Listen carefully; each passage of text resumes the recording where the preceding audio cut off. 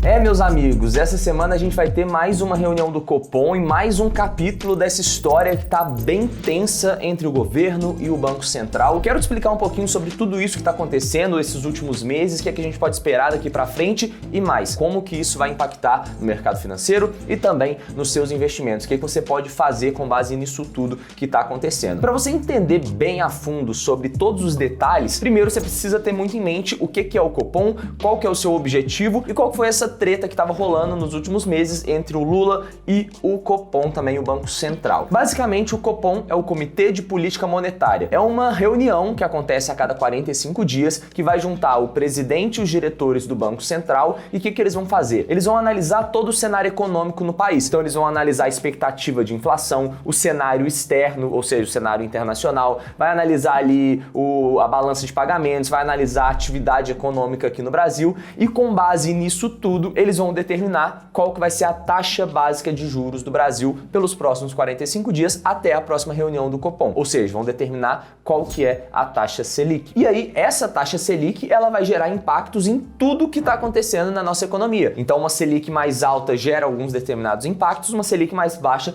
gera alguns outros determinados impactos. Então, por exemplo, o que uma Selic mais baixa gera na economia, né? Normalmente, quando a Selic abaixa, todas as outras taxas da economia também abaixam. Então, taxas de empréstimos e financiamentos abaixam, então fica mais barato você pegar dinheiro emprestado. As taxas de investimentos de renda fixa também abaixam, então fica menos vantajoso você investir o seu dinheiro na renda fixa. Então, tudo isso gera um movimento de que é mais vantajoso eu ter dinheiro na mão, então eu tenho mais dinheiro disponível para consumo, o consumo aumenta, isso aumenta a atividade econômica, gera mais demanda pelos produtos e serviços das empresas, consequentemente, por oferta e demanda também, o preço das coisas aumenta. Esse cenário de uma queda da taxa Selic estimula a economia e tende a levar a inflação para cima, para mais perto da meta, quando ela está muito abaixo da meta. E o oposto também é verdadeiro. Quando a economia está muito parada, ou então a inflação está muito elevada, ou então acima da meta, o Banco Central, o Copom, tem o objetivo de trazer essa inflação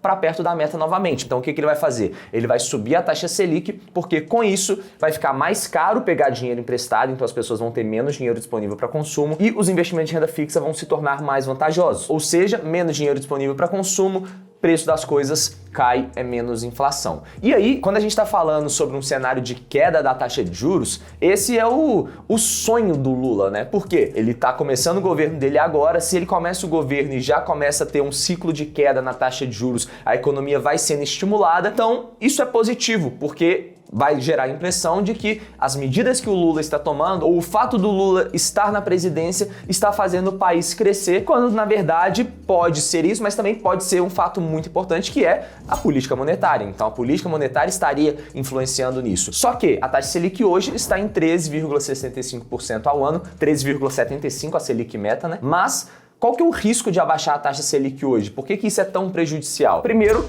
porque a expectativa de inflação está desancorada. A gente tem o Conselho Monetário Nacional que determina a meta de inflação para os próximos anos. E a gente tem o mercado precificando qual que vai ser a inflação acumulada para os próximos anos. Essa inflação acumulada está muito acima da meta. Então, o objetivo do Banco Central, o objetivo do Copom é trazer essa inflação para perto da meta. E como que ele faz isso? Mantendo a taxa Selic elevada, aumentando mais a taxa Selic ou pelo menos mantendo ela elevada durante um determinado prazo. E além disso, nós temos também o cenário fiscal, porque o Banco Central até quer abaixar a taxa Selic porque ele sabe que uma taxa Selic baixa é positivo para a economia no longo prazo, é positivo para o país no longo prazo. Mas o risco fiscal não deixa ele fazer isso. Esse risco fiscal está pressionando muito a manter a taxa Selic elevada e ele inclusive deixou isso muito claro na última ata da última reunião do Copom. Ele falou que ele não vai abaixar a taxa Selic enquanto não tiver essa expectativa de inflação ancorada, enquanto tiver esse risco fiscal muito elevado por conta das medidas populistas que o Lula e o governo como um todo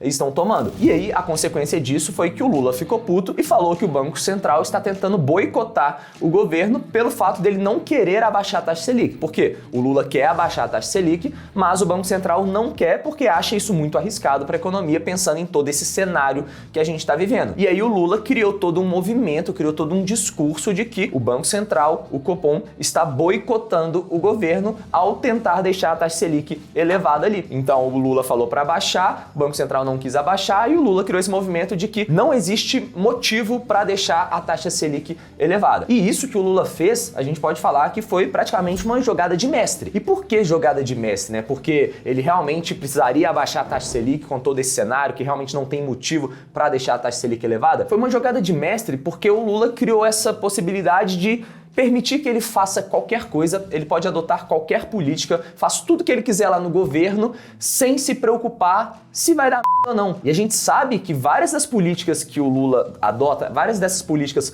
populistas e tudo mais, no longo prazo, elas tendem a gerar uma crise, porque não é saudável o governo gastar mais do que ganha e toda essa questão fiscal que a gente já está acostumado a viver aqui no Brasil durante muitos anos. E a gente sabe, então, que o Lula gosta de tomar essas medidas e que no longo prazo provavelmente pode gerar uma crise, como já gerou ali, por exemplo, no final do governo da Dilma. Mas como ele já criou essa fala, esse discurso de que ele queria que abaixasse a taxa Selic para estimular a economia, o Banco Central não está querendo abaixar, se o Lula adotar todas essas medidas dele, chegar lá na frente e realmente acontecer uma crise, ele vai ter a desculpa de falar que não foram as medidas que ele adotou, mas sim foi o Banco Central que não abaixou a taxa Selic quando ele pediu para baixar. Ou seja, ele consegue colocar a culpa no Banco Central. Então, independentemente do que aconteça, o Lula pode sair beneficiado nessa história. Se a economia prospera por conta de alguma política macroeconômica, por conta de alguma política monetária, vai cair nas costas do Lula também. Se a economia cair em crise, o que vai acontecer? Vai cair nas costas do Banco Central, que não abaixou a taxa Selic quando deveria ter abaixado. Então, se der merda de novo, só coloca a culpa no Banco Central e tá tudo certo pro Lula. E aí, o que vai acontecer?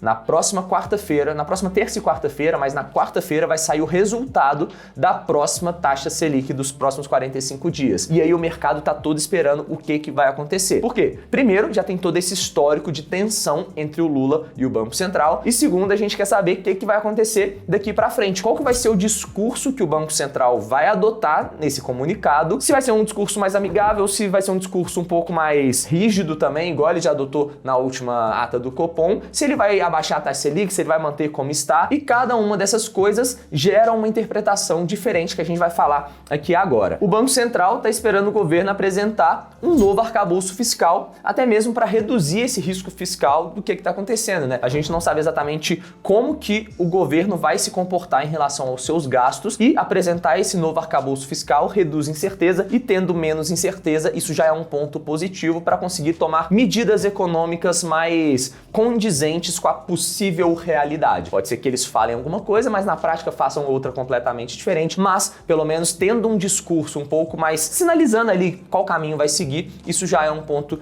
positivo. Aí entra naquela questão se o Banco Central vai reduzir a taxa Selic ou se ele vai manter a taxa Selic do jeito que está, e qual vai ser o discurso que ele vai adotar no seu comunicado. Primeiro, se ele reduz a taxa Selic, pode gerar a interpretação de que ele cedeu à pressão política do governo, e isso talvez não seja tão positivo assim para a imagem institucional do Banco Central. Por outro lado, se ele não reduz a taxa Selic, ele continua com um discurso firme de que precisa manter a taxa Selic elevada pelas questões do risco fiscal, pela questão da inflação, e essas medidas que o governo está tendendo a tomar não estão ajudando a reduzir a taxa Selic, isso vai aumentar ainda mais a tensão, vai piorar muito mais o cenário e vai gerar mais risco. E mais risco vai impactar o mercado financeiro como um todo. Isso não é positivo no longo prazo também. E aí, há quem diga que uma boa medida para o Banco Central adotar nessa quarta-feira é manter a taxa Selic no patamar que ela está, para não surgir esse discurso que ele cedeu ali às pressões, mas ele adota um discurso mais amigável na ata da reunião. Então ele consegue dessa forma recuperar um pouco a relação com o governo, e a partir da próxima reunião, que vai acontecer em maio, aí ele pode começar um possível corte de juros para deixar ainda melhor essa reunião com o governo. Mas também, por outro lado, há quem diga que essa mudança que a gente está tendo no cenário internacional como um todo, essa questão do Silicon Valley Bank, a questão do Credit Suisse e toda essa mudança no cenário internacional, mais risco e tudo mais, isso tudo pode servir como uma boa justificativa para o Banco Central já começar uma queda de juros sem cair naquela interpretação de que está cedendo à pressão política do Lula e do governo como um todo. De toda forma, é muito difícil a gente prever o que vai acontecer. Tô gravando esse vídeo aqui na sexta-feira, dia 17, vou postar ele no domingo, e até lá muita coisa pode mudar também, e até a data da reunião muita coisa também pode mudar. Mas de toda forma, a gente precisa ter em mente que aqueles princípios básicos nos nossos investimentos, de diversificação, de expor nosso patrimônio ao dólar, mercado internacional, isso tudo continua importante e cada vez mais se torna mais importante